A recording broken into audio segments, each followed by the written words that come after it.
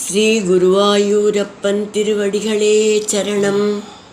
இன்னைக்கு இந்த தசகத்தோட 2வது ஸ்லோகத்தை பார்க்கலாம். முதல்ல வார்த்தைகளை பிரித்து சொல்லலாம், பிறகு ஒவ்வொரு வரியும் சேர்த்து சொல்லலாம்.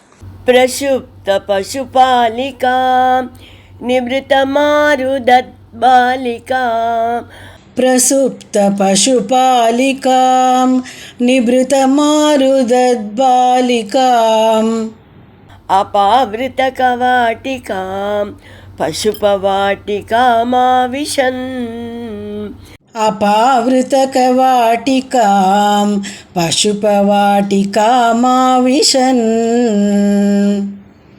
भवन्तमयमर्पयन् प्रसवदल्पके तत्पदात् भवन्तमयमर्पयन् प्रसवतल्पके तत्पदाद् वहन् कपटकन्यकां स्वपुरमागतो वेगतः वहन् कपटकन्यकां स्वपुरमागतो वेगतः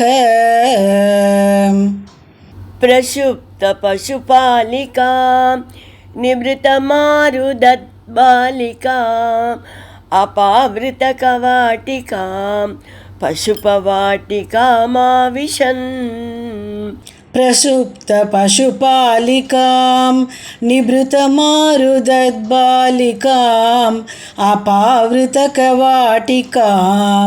पशुपवाटिकामाविशन्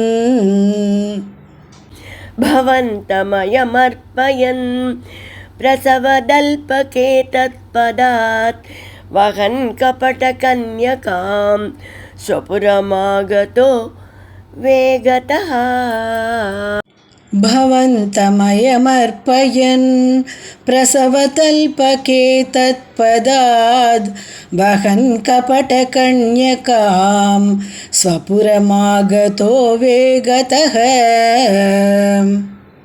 இப்போ நாம் இந்த ஸ்லோகத்தோட வார்த்தைகளை பிரித்து அர்த்தங்களை பார்க்கலாம். அயம் இந்த வசுதேவர் பசுபவாட்டிகாம் கோகுலத்தின் மன்னரான நந்தகோபருடைய இல்லத்தில் ஆவிசன் நுழைந்தார்.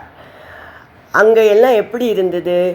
பிரசுப்த பசுபாலிகாம், இடைச்சியர்கள் எல்லாம் நன்றாக உறங்கின்னு இருந்தாங்க. நிப்ருதம் ஆருதத்து, மெல்ல சிணுங்கி அழுகின்ற பாலிகாம், ஒரு பெண் குழந்தை அங்கே இருந்தது. அபாவிருத்த கவாட்டிகாம், வாயிற்கதவுகள்லாம் திறந்து கிடந்தன. அந்த இடத்திற்குள் அவன் நுழைந்து பிரசவ தல்பகே, யசோதையோட பிரசவ மெத்தையில் பவந்தம் அர்ப்பயன், உங்களை கிடத்திவிட்டு தத்பதாத்து, அந்த இடத்திலிருந்து கபட கன்யகாம், கபட பெண் குழந்தையான மாயையை வகன் எடுத்துக்கொண்டு வேகதக, விரைவாக ஸ்வபுரம் ஆகதக, தமது நகரத்துக்கு திரும்பி வந்தார்.